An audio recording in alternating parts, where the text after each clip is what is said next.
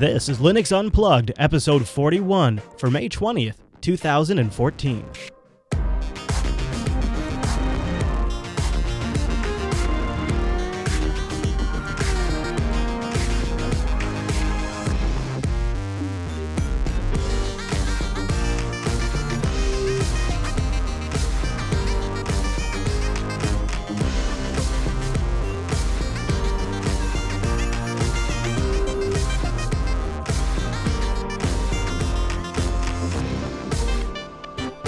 Welcome to Linux Unplugged, your weekly Linux talk show that's digging through all of the quote-unquote big data.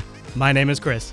My name is Matt. Hey, Matt. So this week, by big data, I mean we've got some results from the survey that we did last week in the Linux Unplugged show. We asked folks to chime in with their home server setups. And I had some basic, do you have this installed? Do you have this installed? Right. And then I left these fields for leave some notes. And that's where there's some really interesting stuff. But I think some of the other things that stood out for me is the cloud versus home installation bias. We'll talk more about that. And then also just the massive amount of people that listed Arch as their home server distribution. Interesting. Which is funny because I'm not surprised. But we just did an episode on that, right? Yeah, we did. And I thought maybe I was going out on a limb, but it turns out I'm behind the trend. And we've also got the survey from R-Linux, the Linux subreddit. They do an annual survey.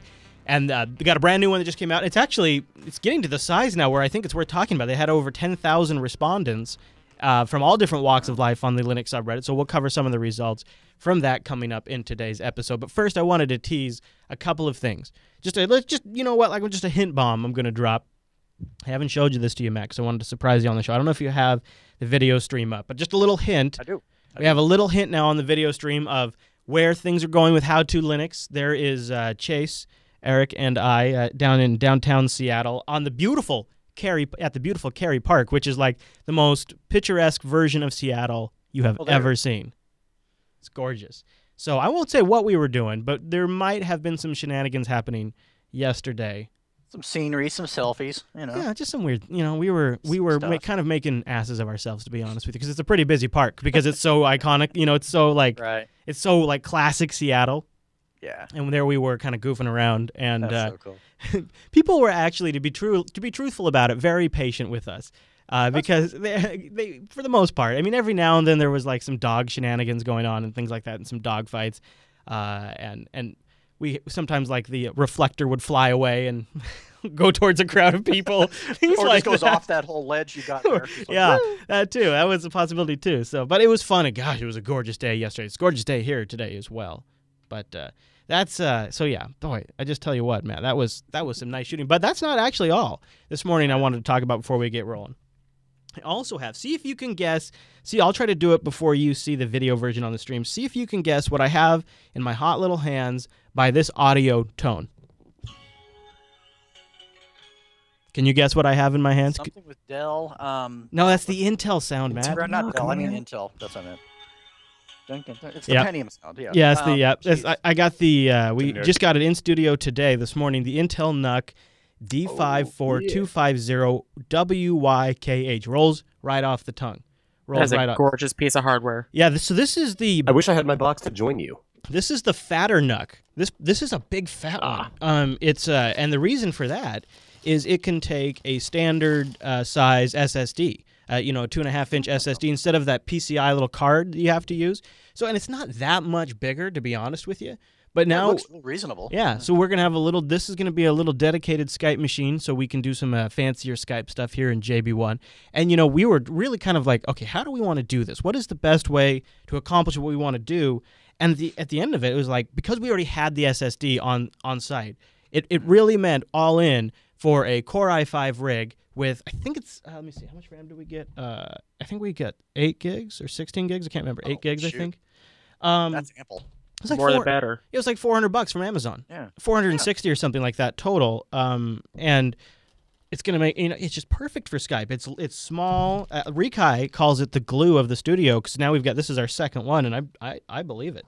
It's just so much power in a little compact machine, and Linux is such a slam dunk on the NUC. It's just really easy because it's all Intel parts. How much do they got? Well, that one is Set 400. Yeah, like all set after we bought the RAM and everything was like 460 or 480, something like that. But that sounds pretty good. It's an i5, right? Yeah, that's an i5 laptop i5 with yeah, but it has like the virtualization stuff. No, it has all the stuff. Yeah, it's just a really low undervolted underclocked yeah, processor. I mean, so you get really low TDP. Yeah, you just don't get the most performance like you would if you went with a desktop i3. You know, you would get the same feature set, just a little bit less performance. But it can turbo up there sometimes if it's not overheating. Yeah, the one we've got now in production is usually around 1.8 gigahertz for each core. Nice. Which for doing HD Skype is more than enough. It's really more than enough, so it's great. Or Mumble or whatever. That's going to be essentially like another call-in box. That way we can take multiple Skype video calls and things like that. Essentially like the communication hub. Yeah, and so having something that is low profile, quiet like that, and so eventually the other nice thing is we can essentially add more. We'll just get a little shelf and put them on there, and they have HDMI directly out that goes into the capture machine. They have one audio out port, and then we use one of the USB ports to add a USB sound card, which we would do anyways. So they're pretty nice little machines. Though the one that I'm showing the picture on the live stream is a NUC 2, and this is an Archbox running GNOME 312, and it's great. It's sometimes needs restarted. I've noticed that sometimes these NUCs need to be rebooted. I don't know what's up with that. I don't know if it's the Intel driver or what. Have you updated the firmware chipset? I don't know. I don't think so. Oh, because they don't, or at least mine never came with updated firmware. So when I got it, I updated them, and it seems to be better after I've updated it. Rikai might have. The thing that we've noticed is the HDMI audio out after like about 24, 48 hours starts to get crackly. Oh, see, I don't use the audio at all in mine, so I wouldn't know. So maybe that's why I haven't noticed. Oh, Rikai says he did update the firmware. Yeah. Well, what's cool about it is so they have an audio out jack. Plus, then we have the USB sound card. So that we can so we have so audio comes in over USB or goes out depending on the setup, and then we also have an audio out over HDMI, and because it's the Intel Iris graphics, the driver works pretty much flawlessly. So after your base install of even and it makes an Arch setup super simple. After your base install, you've got working HDMI mirroring with audio signal. So for us, that means one wire to the capture machine. And we can get the desktop picture and the sound from the machine without having to run any other wires, which leaves those other audio interfaces available for other things. And so it's a great combination. I really am impressed with these boxes, and I wonder why Intel's the only one selling these, because it seems like people could be relabeling these. Maybe people are. Oh, I think like Gigabyte does. So anyway, I would think so. Yeah. Gigabyte uses a more powerful chip in the bricks. Yeah. Ooh. And then you have that company that makes the orange box. They also do a whole line of NIC things. Yeah, those guys. I forget what they're called. No, I'm not familiar. They have an i3 version that's only $299 or $289. Yes. Yeah, they do. Yeah, I went with the higher processor just so that way we'd have a little more flexibility what we use it for. Right. Because a lot of times I'm just thinking, for me, I maybe just get the cheap one. Yeah, it'd be great for like a visuals machine for BSD now because it's super small and it's just out of the way. And I went with the i5 because here in the studio, I have found that every piece of gear ends up getting used for all kinds of different stuff that you would never expect it. And so I try to just sort of hedge my bets when I'm buying studio equipment, and I err on the side of more power so that way when it ends up doing something I never planned for, it's capable for doing the job. But if you were like, this is always going to be email, web, it's always going to do like maybe one VM, something like that, you could go lower power, I think. Oh, yeah. I can think of so many uses for those boxes. Yeah. So many. Yeah, I think calling them the glue is a good description. And I've seen some pushback on our coverage of the Ubuntu Orange box.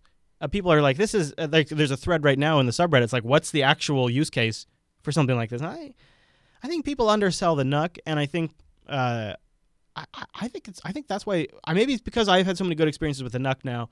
I started off feeling like it was a finicky device, and I still think I think it still has some esoteric rough edges, but I think it's going to revolutionize some production stuff, server side and this kind of stuff. What? Want to know my opinion on the NUC? The NUC is a great workstation. It could be a great media center, but at the end of the day, it's not going to make a good data center. You could actually have a whole portable data center with that Ubuntu Orange box. Yeah, that's just what I'm seeing. Yeah, I mean, there are so many companies that could use that. Yeah, exactly. For a data center, there's something like the Supermicro iCloud. It's like 3Us and fits 10 i3s. And it's probably more practical. Yeah. Well, Alan, what I'm talking about is basically people who want to build their own data center and don't have that much space.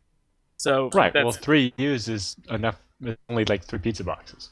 Well, yeah, that's true. Yeah. You know, but have it's you a lot guys? heavier and harder to carry around, whereas the orange box has those carry handles and stuff, so it's super portable in that case. Yes. Now Stick you that could in a take truck, one of those data center in a truck. those half-use sleds and put Yeah. one in a case like the Naka is, the orange box rather is. Right. But Well, there were a bunch of places that used to do this with Mac Minis. I was just gonna say that. Just do that. I was just gonna say the Mac Mini. They're still around. It's MacMiniColo.net. Because I still have a they Power haven't PC made the Mac money Mini back somewhere. yet. I don't know where. Here you go, Matt. You send them a Power PC Mac Mini, and you say could what you will run. about those things. The power on those, I mean, like, because they're really, they weren't powerful, but they were real consistent. I don't know how to describe that better. They just, the power, something about the Power PC. Oh, the chip Power was PC chip was solid. Yeah, I thought that was a Yeah. great machine. I agree.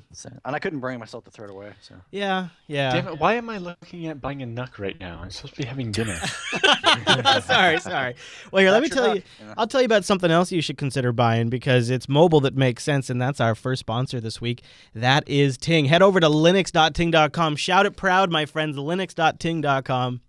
That tells them that you appreciate them supporting the Linux Unplugged podcast and that you're willing to take a couple of minutes and check out their service as a thank you for keeping us on the air. But here's why you'd want to go there. Once you're there, you'll be amazed at Ting because it's no contract mobile and you only pay for what you use. It's a flat $6 per month, and then it's just taxes and your usage on top of that. So like in my case, I have 2 phones on my Ting account. And I end up paying a very, very low rate because both myself and Rikai, who's the other person on my account, are very smart about our data usage. We're primarily Wi-Fi users because we're pretty much either here at the studio or somewhere else that has Wi-Fi. And then, of course, when I'm driving, I'm careful with that. That makes my monthly bill with 2 phones generally, unless we have a big day where we have to tether or something like that for, several days in a row when Comcast is totally biting the dust. Because that'll go up a little bit. But even in that scenario, it was like $44 for 2 smartphones. That's for a Nexus 5 and an HTC One, and that's with everything. Picture messaging, hotspot tethering included with that plan. It's just your usage. They bill on the usage, not on the gimmick, and that's what makes Ting stand out. So go to linux.ting.com because that's going to take $25 off your first device. And they've got a whole new slew of devices, including the beautiful HTC One M8 that is unquestionably one of the best Android phones on the market. Now, one of the big improvements they made over the HTC One is considerable battery improvements, which I think is awesome. And a little sleeker design, of course, and a few other things. They've got the Samsung Galaxy S5 as well. They have new mid-range and entry-level phones. And I was taking a look at the Moto X on Ting. Check this out.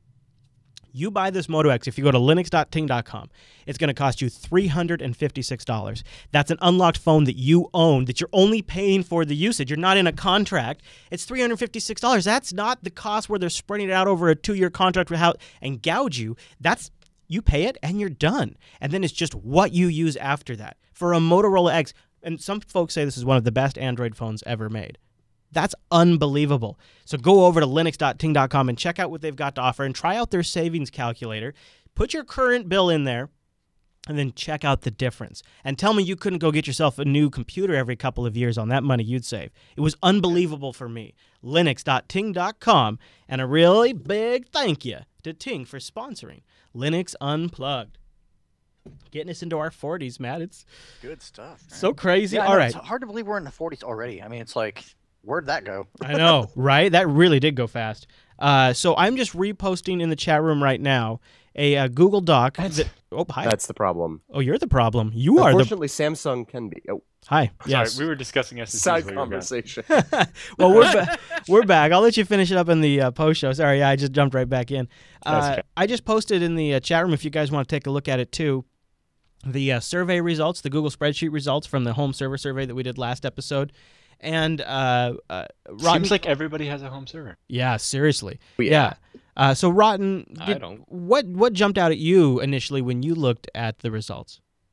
The majority of people using their home server is heavily in backups and media for file storage, like media servers and stuff like that. But also, it's a lot of hate against using cloud services. Yeah, it was sort of. Well, go ahead. That's pretty easy to explain. The average user has a megabit of upload, maybe.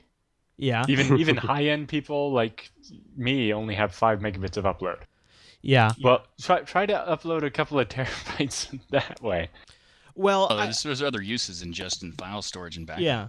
Yeah, right. So but also, I like knowing where my stuff is. And this was a home server survey, but that jumped out at me too, Rotten. When I was looking through this, essentially, like out of how many did we get? 100 and what was it? 55, I think. 155 respondents, 158 respondents. Like 2 of them are using like a host somewhere to be their home server and like VPNing into it. And in like both cases, like it's because of BitTorrent sync and maybe like Plex, or maybe more than 2, but it's like almost just 2. And in all cases where they're using cloud hosting, it's for BitTorrent sync, and in some cases Plex. And I was surprised it was that strong of a difference, because that was a huge standout. What about you, Ick? What stood out to you when you were looking at the results? Actually, I see a lot of Plex when I look at these results. Yes, a lot of Plex, a lot of media serving. Yeah, Couch Potato. Some other stuff that I've never even heard of, like Sickbeard. Oh yeah, well we covered Sickbeard recently, but that does seem to be really popular. Which is good. It's good. And SAB NZB, which kind of goes along with Sickbeard. And I didn't participate in the survey, but a lot of these people and I are in perfect sync. Like with BitTorrent sync, I use that all the time. Yeah. And Plex. Yeah. And network backup. A few folks are using tiny RSS, which makes me happy because I think that's a good project, and it was a great Google Reader replacement. Use that as well. What jumped out at me is not as much OwnCloud as I expected. There is definitely a fair amount of OwnCloud representation, but not quite as much. That's just because, in my opinion, I've talked about this before, it's a pain in the butt to set up, and then once it does get set up, it's like sometimes it screws up, and maybe that's just the database backend or something. I just honestly don't know, but yeah, there's a lot less OwnCloud. I see 1 or 2 things of OwnCloud on here, but not much. I like some of these. Some of these guys gave us a total like a list out of their drives and all that kind of stuff. If you are considering jumping into a server and you want to see some of this stuff, this is a really good resource. We'll have it linked in the show notes. Here's an example of somebody who has a DVR running on Fedora 20, but he's planning to change it to Arch. He says 2 terabyte hard drive, 4 gigs of RAM. He's got Myth TV, Subsonic, XBMC, Plex, and of course SSH. So many folks using Plex. So many Plex users. Plex seems to be very dominant. There's also a lot more Arch than I would have expected. Yes. And you know what? That's the other thing. A lot more Arch. Almost a majority of Arch. And also a few mentions of FreeBSD in here. And a lot of FreeNAS, too. A lot of Arch. A few Ubuntu. A few Debian. But not much in terms of... Yeah. So here's a good one. I liked this one. This guy's got SAB NZB, Couch Potato Plex. He uses a network backup, and then a Git annex, which a Git server is a really good idea. He says, I think the main importance for the NAS will be enough storage, being able to put whatever I would like on there. He says, I do monthly ZFS scrubs. I do snapshots every day with the ZFS tools, and then I use ZFS send to send my data to another storage device in another place, which I thought was really good. He said he likes to do rsyncs for simple backups, Duplicity for Windows duplications, and BUP, B-U-P, one of the best backup utilities out there, which sounds familiar, but I haven't checked it out, I don't think. Yeah. Really cool results. I really liked going through this. Like other people have picked up on, Arch really stood out in this survey. Arch really stood out. And I wanted to talk about that a little bit because we just did an episode about building the ultimate home server on Arch, and before we went on the air, I thought maybe I would get a lot of feedback that I was crazy. I was being too on the edge. I was using a toy operating system for a serious task, and I was being irresponsible. That's honestly what I kind of projected what I thought if I was looking into what I thought the feedback was going to be, and I would say overall, it has been very positive. We had a very good response to Sunday's episode, the ultimate, home server, Arch home server, the Arch home server challenge that we did. And the survey results here, which is funny, I didn't want to look at this before I did the episode because I didn't want to cheat and that looked cool, I want to do that. I wanted to build the thing I wanted to build and then follow up this on Tuesday. So when I opened this up this morning to look at this, I was kind of floored, and then combined with all of the really positive feedback that we got, and a lot of folks saying, yeah, I run Arch too, that was sort of revealing to me, and I thought, I've been wondering if maybe you and I just sort of happened to serendipitously, and thanks to the chat room, as I've been reminded to point out, switch to Arch. It's sort of a time when Arch is reaching sort of a mass momentum. And despite... I think so. Yeah, and despite how hard the Arch project seems to try to make it hard for people to adopt, it seems to somehow keep happening. And then we just got these results of the 2014 Reddit Linux subreddit. Is that how you, the subreddit for the Linux, whatever. r/Linux. Yeah, r/Linux subreddit. And they've done these for a while, but a couple of years ago, it was taken over by somebody new. And I think he's been doing a good job with this. And so I wanted to cover his results and chat with you guys about this. And, you know, I mean, these were results. They were posted on a subreddit. They made it sticky for a while. You know, so take it for what it is. They had 10,292 respondents, which is up from 7,698 last year. And the year before that, it was 4,932. So a lot of growth. And it seems r/Linux itself has grown a lot in the last year. So you combine the growth of Linux itself with the Linux subreddit, and then the fact that the mod stickied it, they had some pretty good results. And so they asked folks, do you use Linux on non-server computers? And of course, like 96% of the respondents, yes, because they're in the Linux subreddit. And then they asked them, do you run Linux on any of your server computers? And 58% of people responded yes. When they asked for fun or profit, for fun, 66% of people, for profit, 27% of people. So that's all kind of interesting. But what I thought really stood out is this next survey question. What Linux distro do you primarily use on your non-server computer? What is out of all 10,000 respondents, what is the number one distribution? Arch, not Ubuntu. It's Arch. It's Arch Linux, 64% on the server, 36% on the desktop. Overall, I just thought that was pretty standout. Now, here's a couple of bits of differences. Debian has replaced Linux Mint for position number 3. Elementary OS has quickly gained a following, putting it in position number 6. Xubuntu has dropped to position number 7 after Elementary OS. And Crunchbang has risen above Kubuntu and Gentoo for position number 8, and Kubuntu has dropped off the top 10, making it in position 11 now.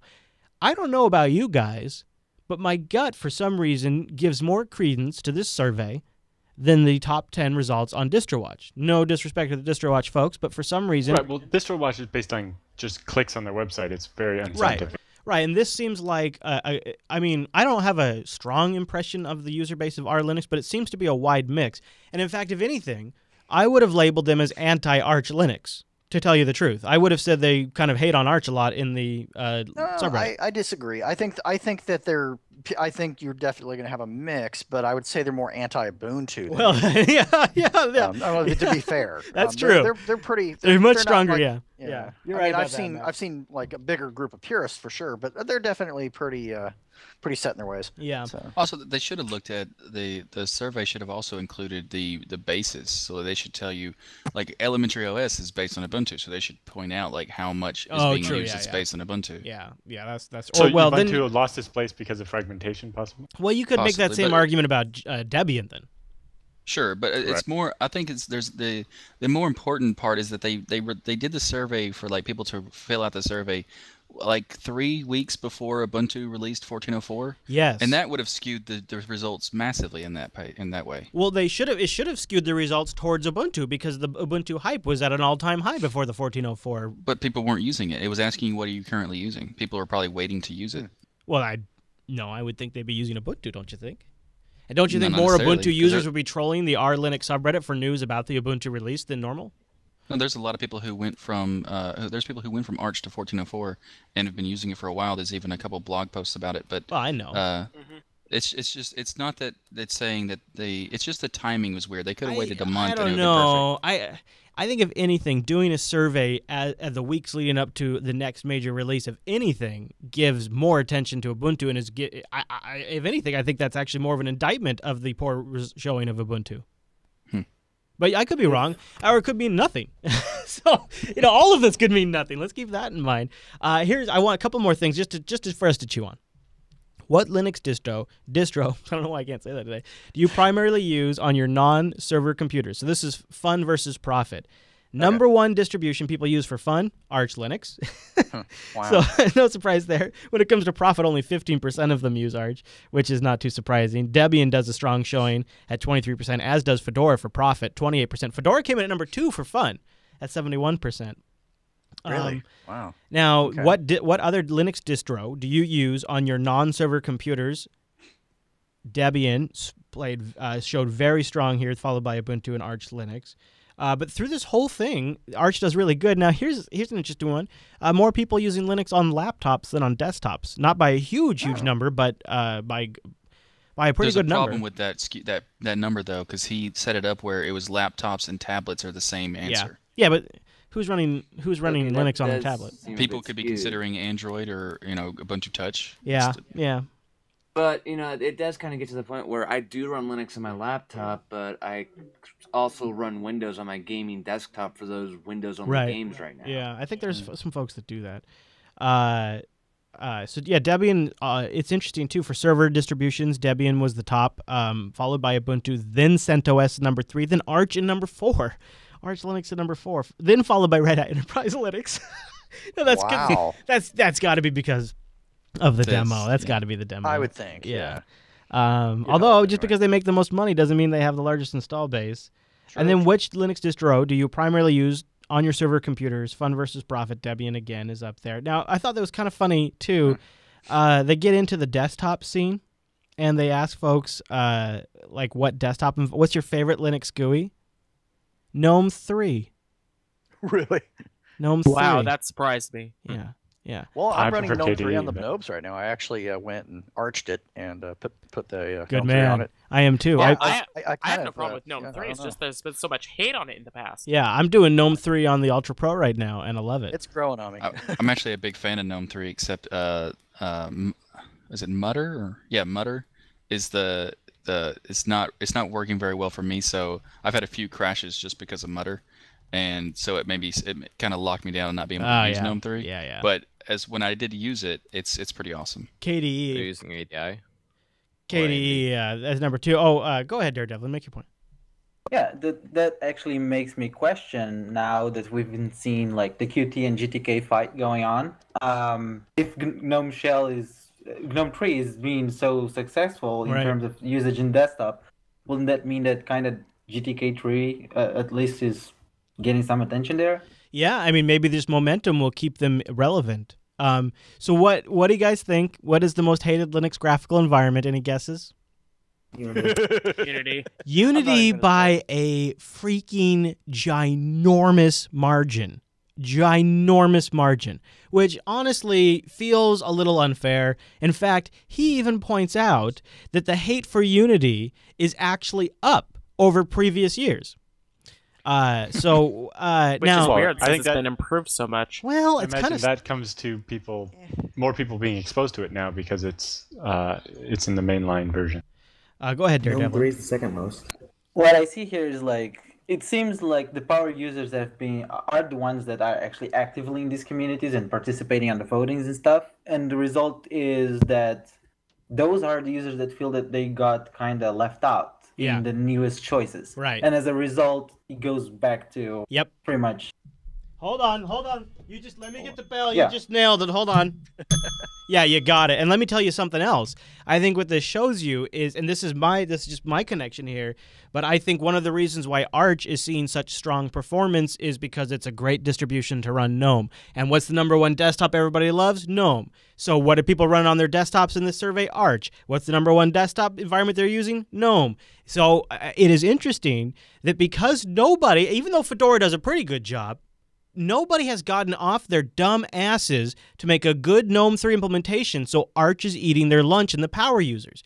And I think we as Linux users need to change our perspective because we always talk about these magical pony new users who show up from magical land and just want to say, please, sir, give me some Linux, because that's, of course, how new users operate. So we're always talking about these mythical new users, and in reality, it is those of us who've been running Linux for over a decade now that are still here. We're still relevant. We're still buying products. And guess what? We like GNOME. We like Arch Linux because we have evolved our tastes over time. Not all of us, and I'm not disparaging anybody who hasn't, but I think there is a vast majority of longtime Linux users who are sick of the distribution crap and politics. They want these kids off their lawn. They just want to get a good damn desktop, use the latest software, and that's what they want to do all day long and let the kids fight it out. They can go do whatever they need to do. And personally, maybe I'm just bringing my own baggage into this, but I think I might be representing a large crowd here, and I think these numbers might back that up. What do you guys think?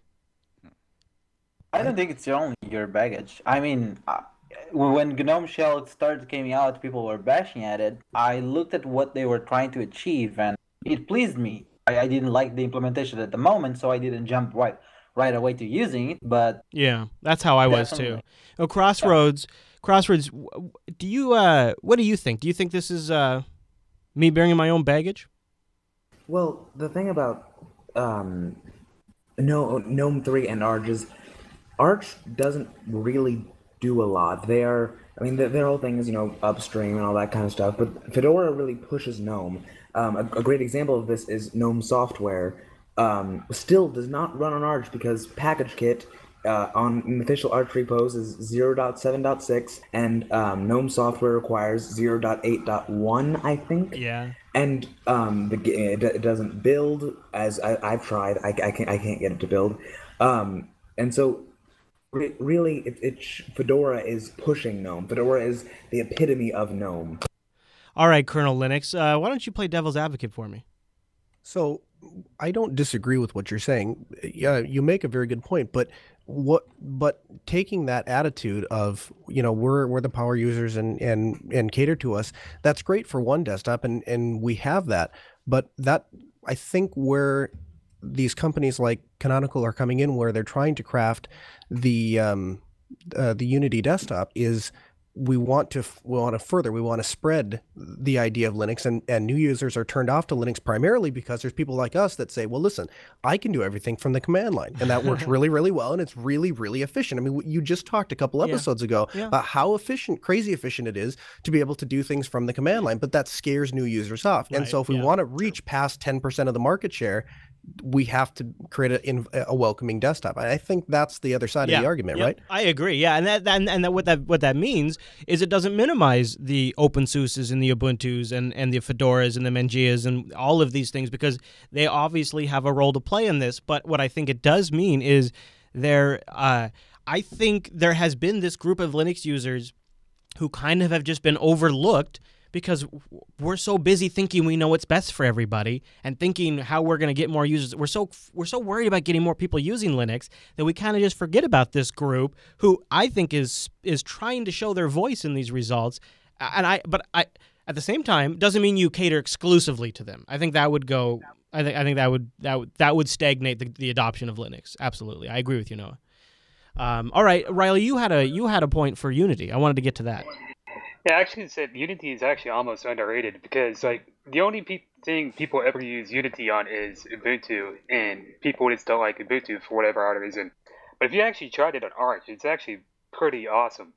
I've been using it for 2 weeks now, and I can't believe how stable it is. Are you using the Mu OS, or did you just load it on your No, own? I did the repo method.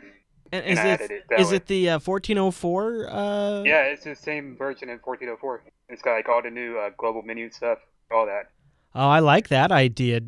We should do a poll and find out what desktops the chat room and the Unplugged users use. Now there is a caveat with that though, because Eric installed it. He said this week, and his GTK stuff got messed up on the other desktops. So if you're gonna use Unity, just use Unity. Don't try to use other stuff with it. Yeah, that's correct. Yeah. That's correct. Yeah, it kind of borked my machine, and I didn't back it up before. Or that partition anyway, so I ended up having to just nuke and pave my Arch install. That kind of applies to Ubuntu as well. If you use Unity, just use Unity. Yeah, that's true. I agree. When I loaded LXQT on my Ubuntu 14.04 install, I was a little bummed because the menus were so jammed full of just all kinds of junk that Unity kind of does a good job of not putting it in your face. But when you go to something that has a more traditional menu structure, it was like I was feeling the presence of Unity and all of the system settings, all of that stuff. But that's what you get when you install something over a desktop. So that ain't no thing. I should stop and do a spot, but Ick, would you mind going to strawpoll.me and making a poll of like, just say what's your desktop environment, and just put like some of the top ones in there, and get me a link. I'll jump down to restricted casting so you guys can come up with the list while I tell you guys about DigitalOcean, another sponsor of Linux Unplugged, and another company that I am very, very happy to be a customer of. What is DigitalOcean? Well, DigitalOcean is simple cloud hosting dedicated to offering the most intuitive and easy way to spin up a cloud server. Folks in our audience have been able to get up and running in about 42 seconds, but just, to hedge their bets, DigitalOcean is going to say, we bet about 55 seconds or so you can get a cloud server that you have root access to spun up, and pricing plans start only $5 per month for 512 megabytes of RAM, a 20 gigabyte SSD, which I really love that SSD. One CPU and a terabyte of transfer. Yes, a terabyte. So for a lot of you, that's right there. At $5, you would be surprised at how much machine you can get. Plus, DigitalOcean pairs up with the tier 1 bandwidth providers and the best data center locations all over the world in New York, San Francisco, Singapore, Amsterdam. And they're always growing. They're always adding. In fact, to that end, they're also hiring. So you might want to go to DigitalOcean.com and click that We're Hiring button and see if there's a job there for you. But while you're there, use our brand new promo. Well, actually, it's not so brand new anymore. It's getting towards the end of May. But let's rock May for Linux Unplugged. Use our promo code UnpluggedMay, and you'll get a $10 credit. That $10 credit will let you try out that $5 rig for 2 months for absolutely free. DigitalOcean.com, UnpluggedMay is that promo code. Once you get logged in, go check out that dashboard. Go look at that dashboard and tell me that is not the coolest thing ever. They have managed to wrap around an entire KVM management system that allows you to deploy virtual images around the world to different data centers, take snapshots and backups, manage the DNS, and HTML5 web console. One-click application installs, all riding on top of Linux and KVM, through seriously one of the best and most intuitive but yet powerful interfaces I have ever seen. It is worth getting a DigitalOcean account just to see a little bit of masterpiece right there. DigitalOcean.com, and use the promo code UnpluggedMay. And a huge, huge, huge thank you to DigitalOcean. Oh, and also, I was going to mention, go look at their pricing plans. They have hourly pricing. I don't mention that enough. And so if you guys just need to do a little bit of testing, you can go get a DigitalOcean account, use our promo code UnpluggedMay, and try the hourly pricing. You will probably be able to run that machine for quite a while with that $10 credit. That is a great way if you just want to run it for a couple of hours. I've got emails from folks that do build projects up there. They do some quick syncing and they shut it down. Try it out. Try out their hourly pricing. You might find that works really well for you. And also, if you get stuck when you're trying to deploy something, go look at their community section. They've got some really good tutorials that people have written up. Like, here's an example. How to use BitTorrent Sync to synchronize directories in Ubuntu 14.04. One of the things I noticed in our survey was a lot of folks who are using cloud hosting are using that now as their own method of backup, because it's just a really good way for you to be able to control your data and backup. And there's all kinds of things that are in here. It's not just BitTorrent Sync, of course. There's all kinds of server-side applications. You might need a little help. They've got tons and tons of pages, and they're current and up to date because they've got a really passionate community. DigitalOcean.com, and use the promo code UnpluggedMay to get that $10 credit. And a big thank you to DigitalOcean for sponsoring Linux Unplugged. Loves it. So I'll jump back in here. How we doing? Are we working on the poll? Yeah, we've got the poll done. I just have yet to get a link for it. Oh, okay. Yeah. So once you submit it, it'll make a little link that you can copy at the top. You can drop off the results, little /R, and then toss that in the chat room. We'll have the chat room vote and get an idea of what their poll is. I'll vote too, and we'll put that out there. But we might have too many options. It's not letting me. Oh, really? You guys put that? What'd you put in there? What are the desktops you put in there? What are they? Oh gosh, we put in GNOME Shell, Unity, KDE, XFCE, LXDE, LXQT, Mate, i3, Awesome, XNomad, Pantheon, Cinnamon, Fluxbox, OpenBox, TWM, Wow. Joe's Window Manager, E17. That's probably the problem. And Well, there's a ScrewD few- is just the shell. There's a few you can easily take out, like JWM. You can take that out. Yeah. and- You forgot rat poison. So this is what happens when a committee comes up And with a some poll. of the, yeah, but also some of them you maybe just combine a bunch of the very, very similar Yeah, ones let's into do one that. option. Yeah, that's Yeah. a great idea. I think the problem is there a big difference between XFCE and LXDE? Yes. Maybe we should just say tiling or something like that. There's not that much of a difference. I mean, LXQT is not even final yet, so that doesn't need to be in there. Daredevil has something he wants to add to the discussion. Let's him go ahead, Daredevil. Even though I personally use i3 most of the time, and I use GNOME tree, when I go out in public, and if I'm going to a place full of noobs, I go with something more that will be more user friendly to them. Even though my personal preference is i3. In that scenario, I think it matches well, and I think a lot of us kind of do that. We've seen that at least in the Linux Fest and stuff like that. People go and use their technical stuff, but when they go to meet new users, it's just that becomes so simpler to show something off. Look, this I can. Yeah. All right, so I wanted to open up a topic to the room here. So now everyone is free to move about the cabin. One thing I thought would be kind of fun, because we are obviously a bunch of Linux enthusiasts / advocates. We're always talking about why people should switch to Linux. I also think it's good though to be real about it. So that way, because here's the truth, you guys. There's a lot of people that listen to this show that have a dirty secret. They don't use Linux. They run Windows or Mac or whatever it is. But they listen. They listen to kind of keep their beak wet. They listen to kind of keep their ear to the ground so they know what's going on because they're considering it. And so for these folks, I like to give them the real story. And, I've been thinking about this a lot because in How to Linux, Chase is going to be making the switch. And, I don't want to blow smoke up his butt. I want to be honest. Like, when something sucks, it sucks. And I want to be able to say, yeah, man, that doesn't work so well, but don't worry, you can do X. Or, yeah, we're still working on that kind of stuff. So, Bit Puffin in the chat room just came out of the closet. He's on a Mac right now. Yep. But I thought, let's talk about some Linux switching stories, or when we convince somebody to switch to Linux and it backfired real bad, because maybe we can learn as a group. I'll start, and then I wanted to toss over to Noah, because I know he's done some client deployments, so he probably has a story. But I'll start with mine.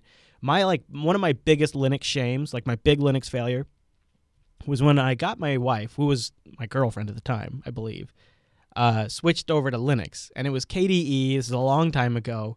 And I switched her photo manager over from whatever she was using at the time on the Mac. It might have been iPhoto, though I feel like this was pre-iPhoto. It was different enough that when she was organizing her photos, she was permanently moving and deleting them and didn't know that because that's not how it worked in her own program. Oh, no. And I ended up losing a whole bunch of her photos. And that was like, at that point we were done. Experiment was over. Going back to another I can't remember if it was Windows or what it was. And it was the sad. Relationship was done? No, the switch to Linux experiment was done. No, we're married now. And so I managed to save the relationship. But I don't know if I had pushed that Linux thing. Who knows? So that's my failure. I should have probably thought ahead and thought, yeah, this photo program is going to work different for her. But Noah, have you been out there? Have you convinced a client or a user or a friend or family member to switch to Linux only to have it blow up in their face or your face, as the case might be? Yeah, it has blown up. I want to give a disclaimer. It has gone the other way many, many, many more times. 9 out of 10 times when I install Linux for a client, they are much happier, and I lose money. Right, and that's 90% of the way it works. Because they're not calling you up for support anymore, so you lose money. Right. Yes. Right, but there have been a couple of times. One that I'll tell you one that's comical, and then a true example of where Linux just failed. We had a hotel. It was a complete web-based system that they use to check people in and out. And so we walked in, I said, well, what's the problem? Well, the computer's really slow and it takes a long time to boot. Nothing really works right. And I mentioned this when we were all meeting at Linux Fest, but I have a dirty little secret. Anytime I try somebody out on Linux for the first time, what I will do is I will use a Samsung 840 SSD. Because when I put that drive into the computer, all of a sudden, not only don't they have the junk that comes with Windows, but that SSD just super flies, fast, yeah. Right, and based next to an actual spinning hard drive, it just seems that much faster. Right. So I put the drive in there, and oh my gosh, the computer's so fast. Everything works. We're so happy. Great. And I leave. The next day, I get a call. The computer doesn't work. What do you mean it doesn't work? So I go back over, and I look, and she goes, well, I don't like, see this, the icon has changed. It's no longer the little blue E. How do we get the blue E on there? And I said, well, it'll do the same thing. You just click on this. Well, we don't know which one to click on, and all of our staff doesn't know which one to click on. And when you open it, everything works fine. But if anyone closes it, then we don't know how to get back there. So I actually ended up downloading the icon file and changing it and renaming it Internet Explorer and theming it to look like Windows Internet Explorer just to keep them happy. Oh, man. Wow. I don't think that really exemplifies Linux failing. Where Linux actually truly and totally failed me was I had a friend, and she called me. She said, what do you recommend? My computer's kind of reaching the end of its life. And I said, what do you do with it? Well, I get online and I edit documents and I do this and I do that. Okay. So walked her through installing Linux.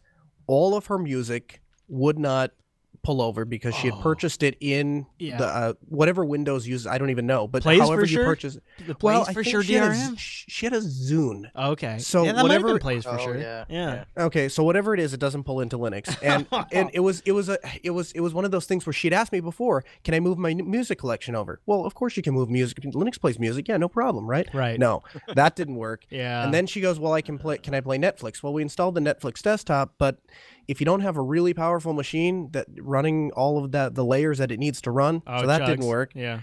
And essentially, what it all boiled down to was she could edit her Word documents and she could check her email, and that was it.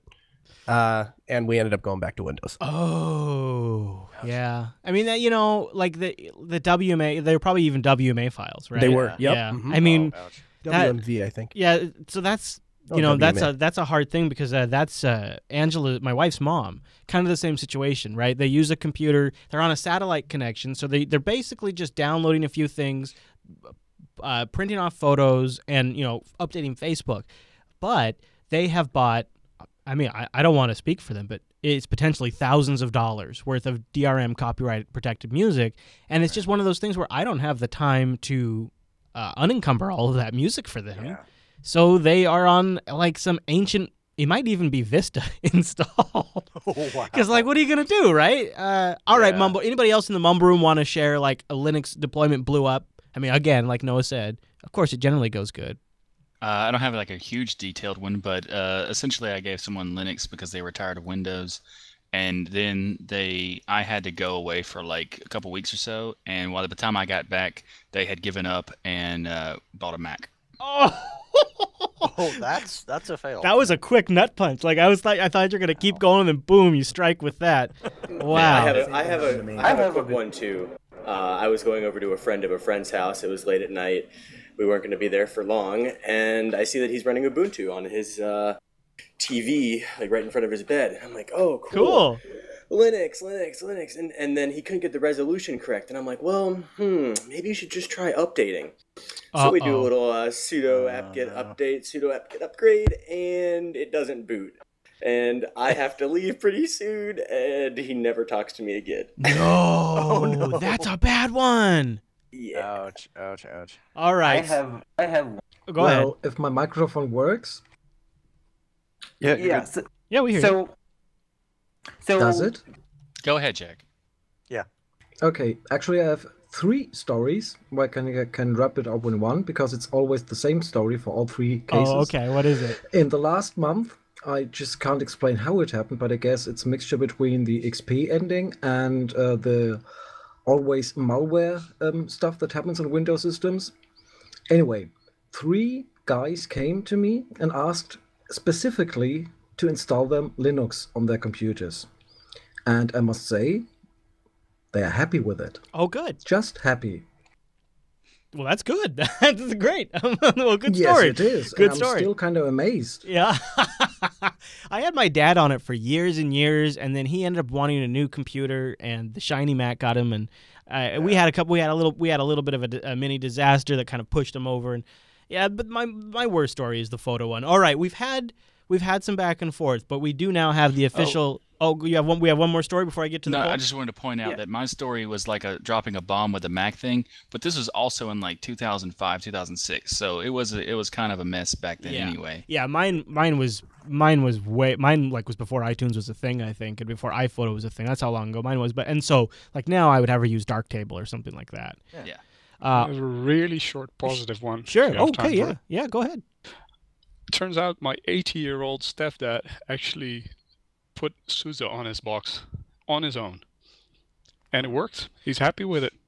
You know, and you guys and I didn't help him.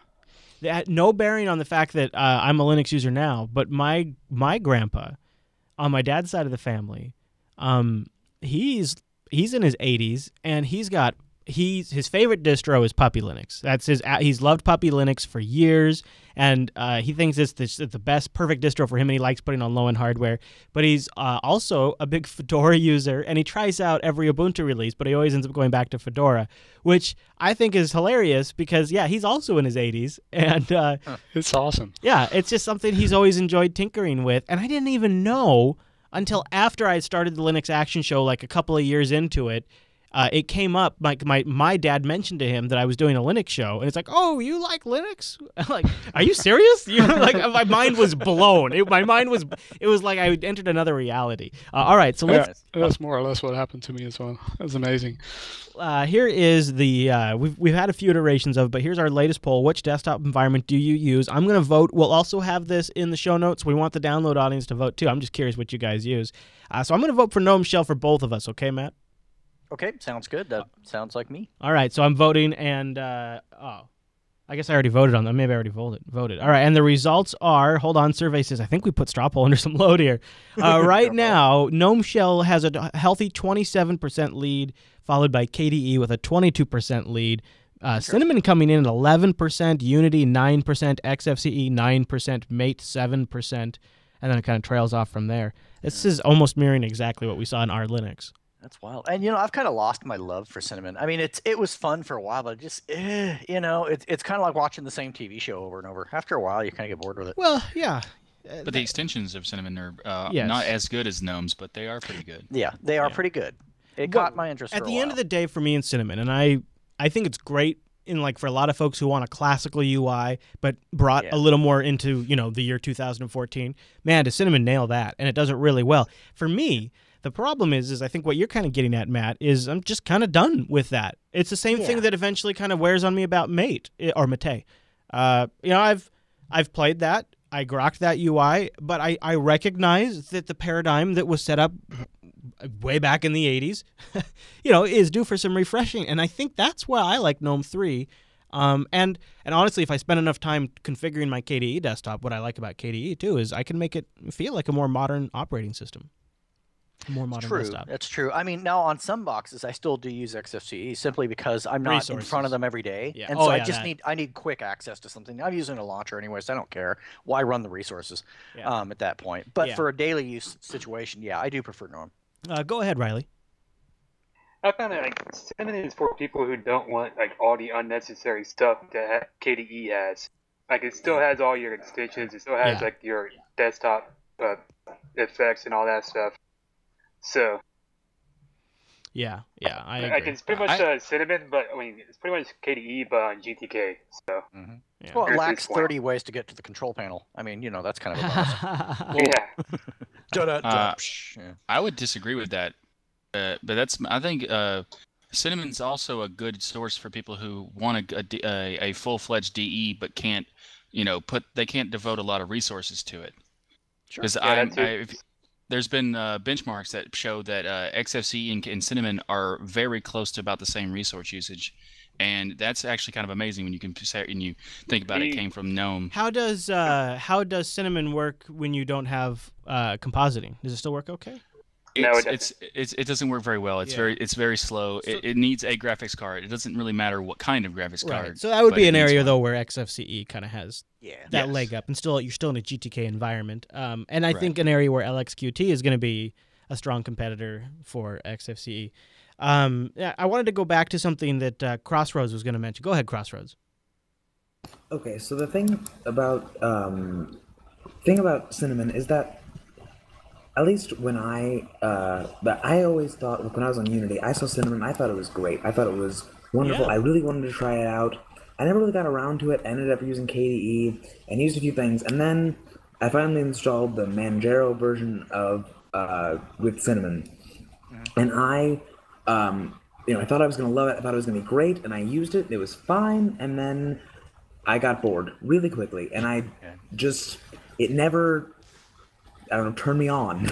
I think sometimes too, because the options are there to tweak with them, you fiddle with them, and then you get bored with fiddling with those options. And God, this sounds so weird. It almost sounds like what's it called when like you get kidnapped and then you relate to your kidnappers?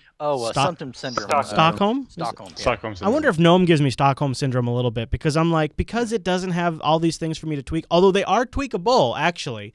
Like a lot of stuff is surprisingly tweakable, but because like it's not just a right click, it's not right there. Right. I generally just leave it alone. Like I essentially install GNOME. I spend about 20 minutes getting like my theme and my icons and fiddling with different things that, you know, every time I try something new, settling on something, and then I generally don't ever change it again, unless a new icon pack comes out that I want to check. Like. Right. So, but on KDE, it is a daily occurrence that I'm changing something because it's there, and it's just right there too. It's right click, boom, there it is. So it's the long and short of it. If you have any type of obsessive types to your personality, that's probably not, because I'm that way too. You know, I speak from experience. That might not be the best desktop choice for folks like us. I don't know. Now, Lionhead, you just don't get it. I understand. What's your point? Well, I just feel confused when I'm using it.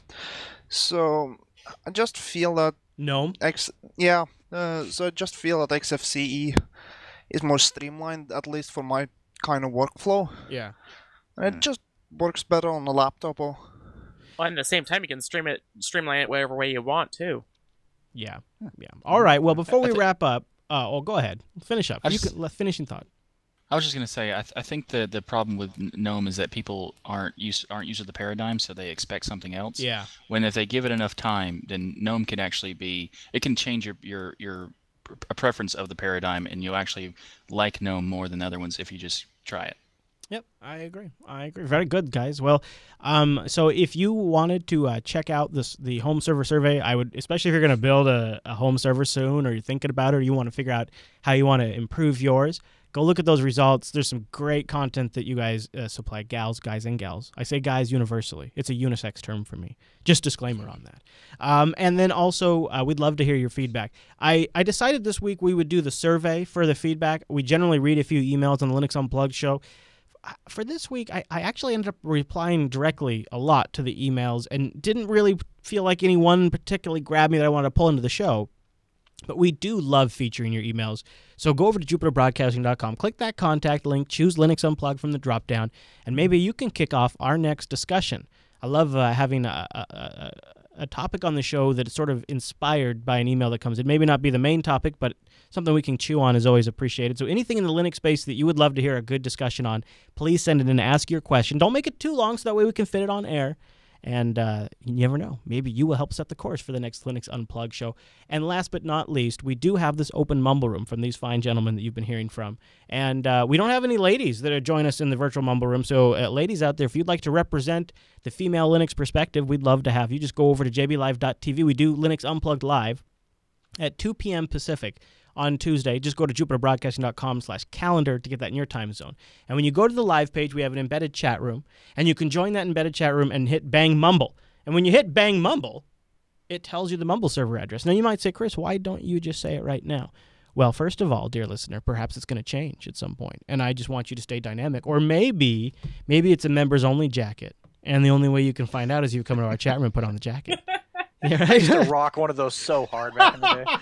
We should totally have a Linux Unplugged members only jacket. I think that would actually. My mom might still have mine. I mean, it's like, geez. I think that would actually be particularly kind of cool. I don't think Teespring's going to be able to hook us up with that though, but that'd be a good one. All right, is there any other business we should cover before we get out of here? Well, you might want to mention that bang is the exclamation mark for people who are on the audio only. Oh, what? Oh, yeah. Did I mention the bang suggest thing even? Did I even say bang suggest? Bang mumble. Bang mumble. Well, not everyone knows that yeah. Bang is exclamation mark. Right, yeah. And the other thing, so we have a few commands in the chat room if you join us live. The other one is bang suggest, where you can help us title it, and then we vote on that shenanigans at the end of the show. That's kind of like the funnest thing we do. All right, guys. Well, thanks everybody for a great show this week.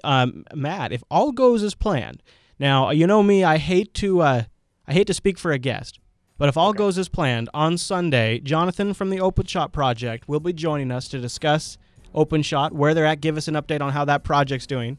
So I think that should be a good show. Oh, definitely. That should be on Sunday's Linux Action Show. And if that doesn't work out, if Jonathan ends up, realizing he's about to come on with a bunch of hooligans like us, then we'll come up with something else great. We just pull it right out of our butts. We just store it all right there.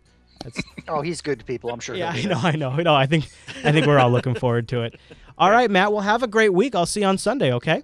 See you then. All right, everyone. Thanks so much for tuning this week's episode of Linux Unplugged. See you right back here next Tuesday. Bye-bye.